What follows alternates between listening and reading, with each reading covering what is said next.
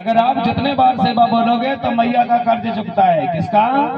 माँ का कर्ज चुकेगा, क्योंकि माँ ने 9 महीना तक कोख में रखा है, तो कर्ज तो चुकाना पड़ेगा ना भैया। अगर अकेले अकेले आपने नहीं चुका पाए हो तो हमें एकजुट होकर के पैसा लगा के चुकाना पड़ेगा, वो भी पंडाल लगा के चुकाना पड़ेगा। और जय का मतलब होता है पिता।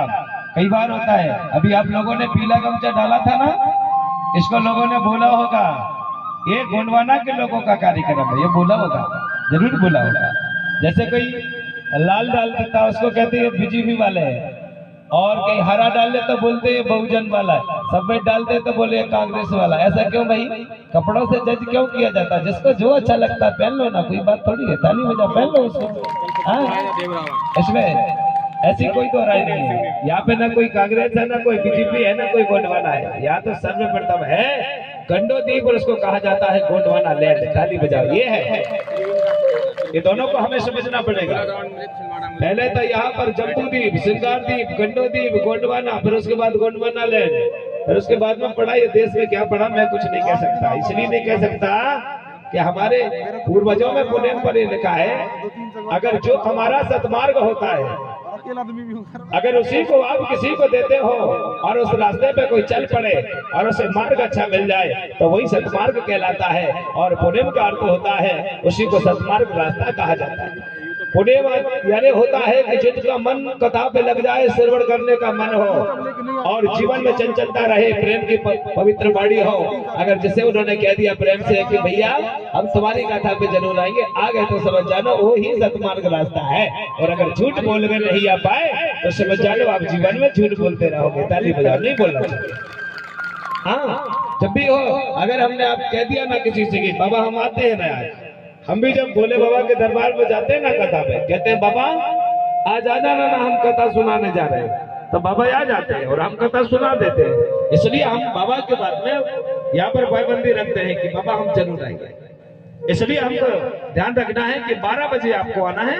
आप जैसे पंडाल पे आ जाओगे मैं यहाँ आ जाऊंगा, और आपको 12 बजे आना है। उससे पहले क्या करना है, अगर आपके दादा दाई घर पे नहीं आ पाते, यहाँ पर आपके साथ रही हमारे घर से कोई बात नहीं, पर आप गाता सुनने जब आओगे तो एक काम करना, मैया बाबा के पांव पड़ के आ जाना। ताली बजाओ, बस इतना करना, मैया बाबा के पांव पड़ना। और घर पे अगर गौ माता हो उसकी आप बढ़िया सेवा करके आना, जल पान ग्रहण करवा के आना, क्योंकि सच्चा सेवक होता है मूलवासी। किसी की भी सेवा हो, सेवा कर देता है। मैंने अभी कहा था ना, धरती की सेवा, गुरु की सेवा, समाज की सेवा, देश की सेवा, सेवा से सब काम बन जाते हैं। हाँ, सेवा ही हमारे लिए बहुत बड़ा महत्व है। गौ को जब भी जलपान करो तो ध्यान रखना, वहां पे भी कहना अगर आप नहीं होते तो धरती माता का हृदय फाड़ के आप अनाज पैदा नहीं होता। अब तो ट्रैक्टर हो गए तो कोई बात नहीं है, पहले के जमाने में कौन देता था भोजन आपको? अगर यहाँ पे गौ माता नहीं होती, अपन अगर कंधे पे पकड़ नहीं रखा जाता तो यहाँ पर आप और हमका किसी का पेट नहीं पालन हुआ होता। ये हमको ध्यान रखना है, गौ को भी वंदना करना है।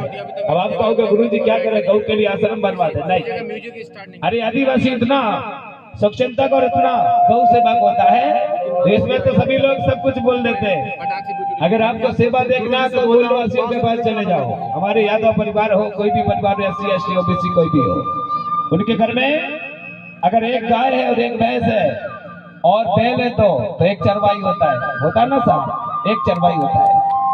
इसका मतलब सच्चा सेवा कौन है? गौ का, ये मूलवासी है। और लोग तो देश में आश्रम बना लेते हैं, चलती फिरती गाय को शाम को लगा के पकड़ के दूध लगाते थे, दिन में डंडा मार के खेते थे और कहते हैं इनकी सेवा नहीं होती है। भैया ऐसा भी भला होता है क्या? नहीं करना बाबू। अगर आपको लग रहा है कि हम सही में सेवा कर सकते हैं तो माँ को रख लेना, नहीं तो आप दरदरों की ठोकर नहीं खाने देना। नहीं तो एक समय ऐसा आएगा आप गौ को ढूंढोगे, गौ माता नहीं मिल पाएगी।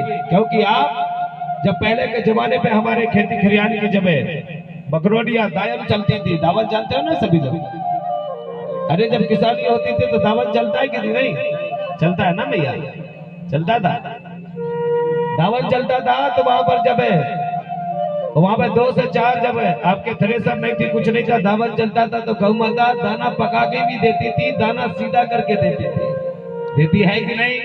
हाँ, अगर बकर चलेगा तो वो साथ में चलेगा, उसके बाद में काटने के बाद फिर इसकी जरूरत पड़ती है। और उसी को शेर संजय कहता है। एक खेत में गौ माता की खुरी लगने से, एक पैर लगने से लाखों दाना पैदा होता है। पूछो क्यों?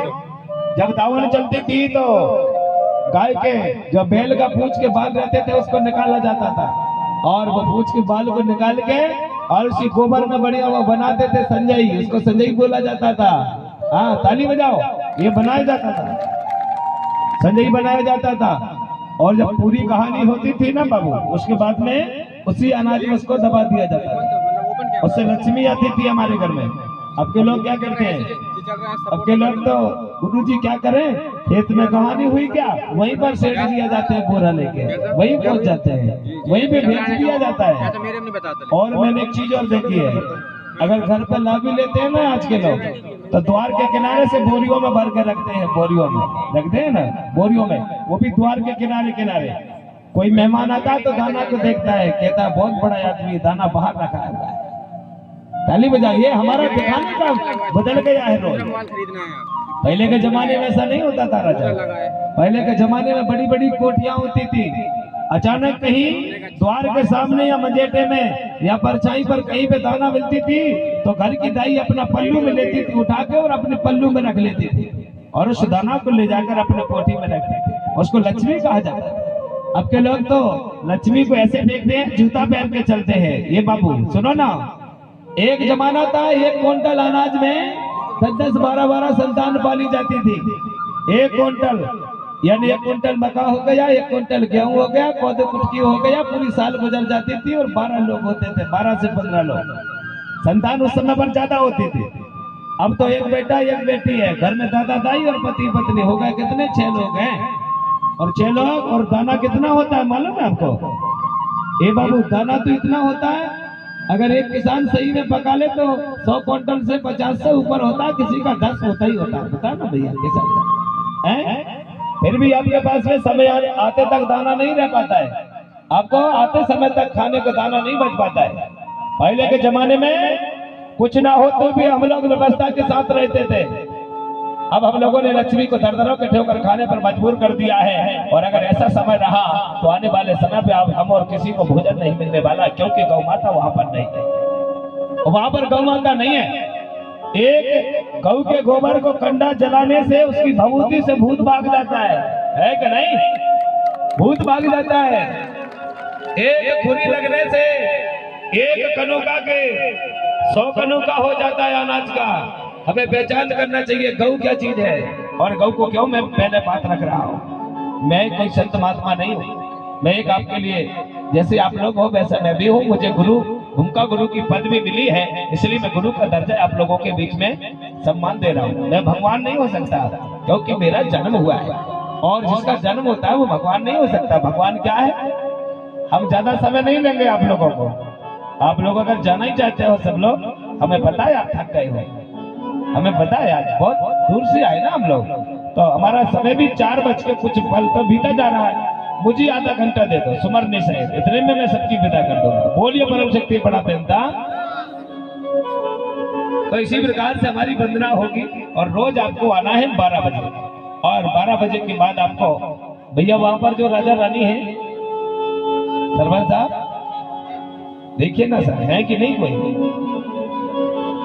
आप लोग अपने हाथ में जल रख लो भैया, वहीं पे बैठे हैं ना।